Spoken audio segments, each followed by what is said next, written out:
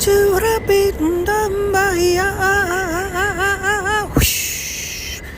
is the sound of breathing life into seeds. This is the sound of playing songs to seeds, trying to speak to seeds to bring them about, trying to talk to seeds to make them have value from when once they went from a place when they didn't exist in terms of value, trying to get them to acknowledge their value, trying to get them to break open out of their shell, trying to breathe life into seeds, trying to talk to seeds, trying to sing to seeds in a similar fashion that we're trying to sing to this podcast in a very peculiar way that makes no sense sometimes for sure, but nonetheless.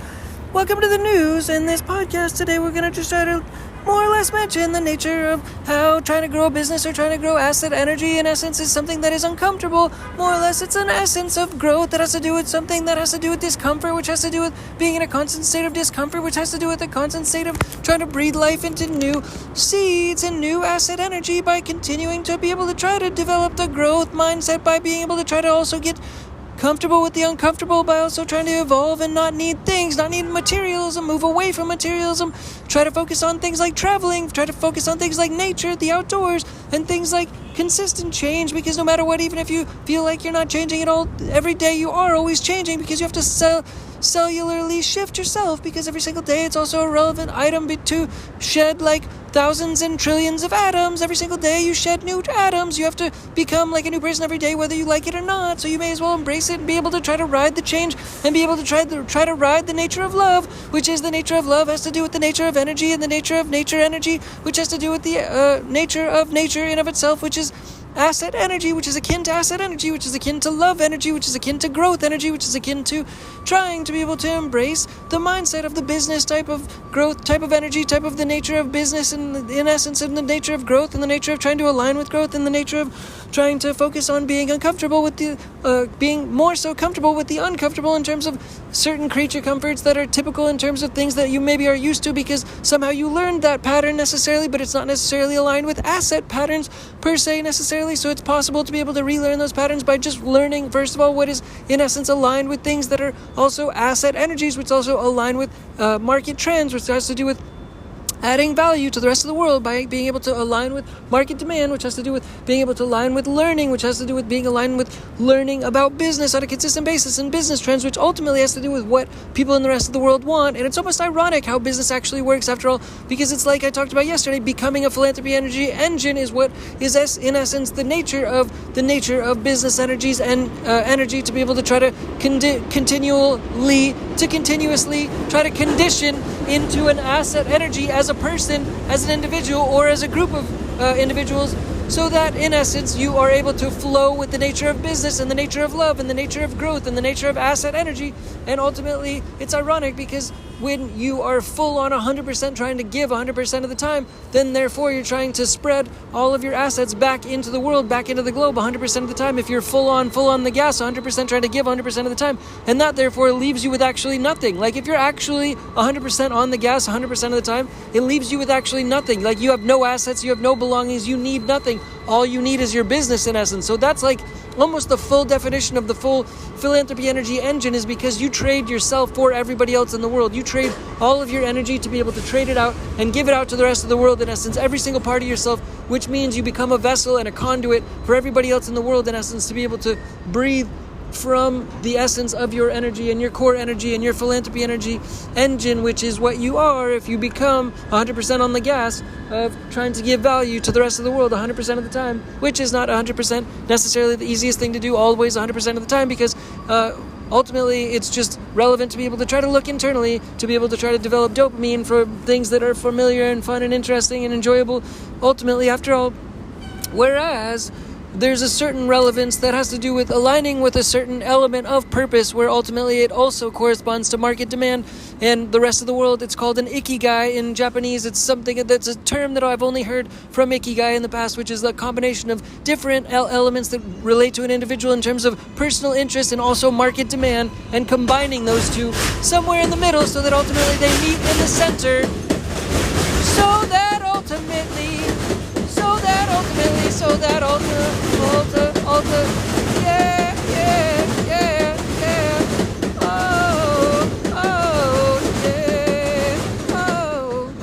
so that ultimately they all come together and meet in the center where our market demand meets and personal interest meets. And yes, I'm sitting next to a train to be able to have that ambient noise within this podcast so that it was able to influence the sounds, so that the Ikigai is able to influence everybody's decisions on how to spend their time in life. Well, after all, by developing habits that have to do with just seeking dopamine and having certain items in a schedule, it impurifies, it takes away the purity of a schedule, and it therefore takes away the power and the impact of a certain philanthropy energy engine, which is an individual, which is a person, which is a human being in the world. And as opposed to doing that, if you're full on the gas of trying to make the biggest business possible, then you're 100% of the time, typically similar to Elon Musk, I guess, fully putting all of your time into the business, more or less, so that no matter what your activity is, that aligns with asset energy. It aligns with asset energy and ultimately decisions that have to do with developing impact in the world, that have to do with pinging off of other actions and developing a storyline from other actions that you're taking throughout your day on a consistent basis, or main primary actions on a consistent day-to-day basis, which ultimately add up to a singular energy like a laser beam. Ultimately, these actions that align with your business purpose, your entrepreneurship purpose, anybody's entrepreneurship purpose, any specific person, individual, group, or anything in between, their energy that aligns with business energy has to do with the nature of business energy, ultimately corresponds to actions, and all those actions aligning up ultimately develop a laser beam that is calculated through spiritual finance, through the rest of the world and the finance nature of finance, to be able to then therefore calculate what ultimately the demand energy ends up calculating and resonating in with the rest of the world, and it ultimately has to do with and calculates with the focus and the demand energy that has been pipelined along with the product energy and the in other words the energy that's come from the company or the brand to be moved in the direction of the existing market demand in terms of how much influence is made into the world. And so the more focus, the more consistent focus, the more powerful, the more compounding power in the nature of spiritual finance is laser beamed into this direction of fulfilling business purpose, after all. And this ultimately, at the same time, I mentioned 2 podcasts ago that there's basically like the monetary energy, which is the money energy, which is like everything above ground, which is what everybody in the world basically can see, because that's measured in finance, in the finance world, even though that's a murky world, and it's hopefully going to clean up a little bit with the blockchain to have more transparent transactions across the whole entire globe every single day, which is hopefully an exciting process, hopefully, and frontier. I hope so, I pray so. And at the same time, underneath the monetary energy side of life is the kindness zone, where all business energy is formed, in essence, and that is more or less along the lines of this philanthropy energy that I referred to yesterday, philanthropy energy engine that I referred to yesterday, developing habits that I referred to yesterday, developing spiritual finance mindset of doing mathematics with combining actions that correspond to energy, that correspond to business results, which corresponds to monetary energy reward, which corresponds to rewards and gains coming backwards into an engine, or coming in and out of an engine, that corresponds to the action taking of a philanthropy energy engine, which has to do with a given business energies engine, any given business of an individual or of a group of individuals together, combining and developing a singular purpose energy that is also pinged from one action to another, that in essence develops a laser beam, which develops a story, which develops a pipeline of consistent energy, which develops a consistent spiritual finance energy, which then therefore impacts the global philanthropy energy, the global finance results of philanthropy energy and global finance in of itself, in monetary energy as well. But it's stemmed in philanthropy energy. That is what the primary focus is in this podcast, to be able to, in the kindness zone before the monetary energy zone, be able to make the most philanthropy energy possible, and that causes the most monetary energy possible. That's something that's not calculated by finance schools. It's not calculated by any schools. It's not calculated by any schools of thought. I'm not sure if spiritual finance exists in other realms in the world outside from this podcast, but this is the first time that I've heard of it necessarily, and I'm sure spiritual finance exists in other definitions around the world, but the philanthropy energy sense of spiritual finance that I'm trying to align with is, in my opinion, I hope to think, the most powerful version of being able to generate and develop monetary engine that conceivably exists, because there are no bounds in the universe in terms of infinity, in terms of the soul of infinity, and leveraging that infinity soul process of digging deep and digging into the depth of an infinite soul to be able to leverage a calculatable, conceivable, consumable, understandable number in the form of mathematics and logic that then therefore is trying to quantify the massive acknowledgement of this universal infinite energy is the way to be able to try to uncover and unearth massive creation around the planet of the planet Earth, to be able to leverage spiritual finance to develop significant monetary energy on the back end, monetary reward, significant monetary energy rewards from the way that everybody around the whole world is seeking to do, ultimately at the same time, every single day, all the time. However, nobody's leveraging spiritual finance looking deeper than the surface. They're not looking deeper than the monetary energy above the surface, above the soil atmosphere, which is the finance atmosphere all around the world, calculating numbers and crunching existing numbers, as opposed to looking beneath the soil in the kindness zone where the philanthropy energy engines can be made every single day for free by giving and doing good and developing an under-promise and over-deliver mindset, which is compounded by continuously repeating that action every single day and developing that engine to be able to then develop that engine into a philanthropy energy engine, which then therefore quantifies and compounds into universal mathematics, which then therefore is meant to retrieve universal mathematics reflected in the form of monetary energy, is the whole idea behind spiritual finance, more or less. So thanks for going on this little journey with us. We just hit our 6 months in a row of podcasting every single day anniversary a couple days ago, actually. I'm not really counting, so it doesn't really necessarily matter. But nonetheless, it's really, I guess the main purpose of this podcast is to be able to focus on how actions are basically purifying the mindset, because ultimately it's very ironic, because if you have everything in the world,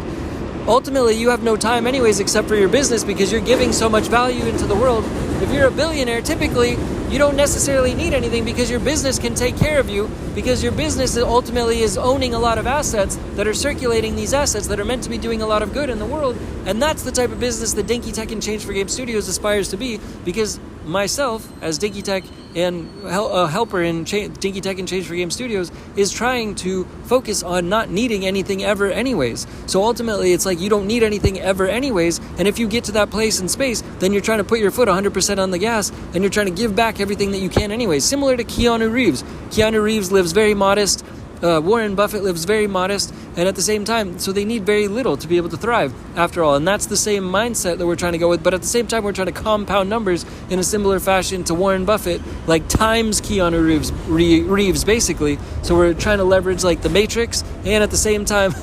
the Warren Buffett mindset at the same time. In essence, that is what we're kind of going for here. But at the same time, we don't want anything in return. I don't want anything sweet, like in the material sense, and that therefore helps me to leverage that and repurpose all that energy back into the company. And that's all I'm trying to say, is that when you have that mindset, that basically when you set up your schedule, when you're setting up a schedule to give yourself some kind of dopamine or some kind of a personal gratification in your schedule, you're taking time out from the rest of the world where you could be building your business. If you were getting, just hypothetically, $2,000 an hour, and you take 1 hour out of your day,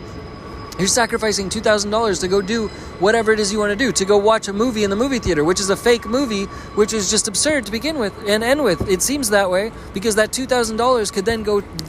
therefore, as opposed to just wasting the time, it could go therefore to some other community in some other place in the world if your time was worth that. And as opposed to just doing that, if you just did something that you might like to do anyways, like working, and then you could just give that $2,000 away to a community, because you think, oh, I was just going to go to a movie, but then, you know what, I just enhance this community in a rural place of a real weird country that maybe you can then enhance the people's lives just by that, making that sacrifice. And that's the difference between, in essence, aligning with the philanthropy energy engine and sort of falling into trying to pursue dopamine, and at the same time by trying to pursue the philanthropy energy engine path and the asset engine path and the asset energy path has to do with also narrowing out choices, because there's 10 billion choices that you can make to be able to follow dopamine, to be able to follow ways of taking walks and random encounters that do not align with purpose, or business purpose I should say, entrepreneurship purpose I should say, and then that therefore wastes the time, whereas the choices that align with entrepreneurship are many less, and they're more narrow. More narrow. Yeah.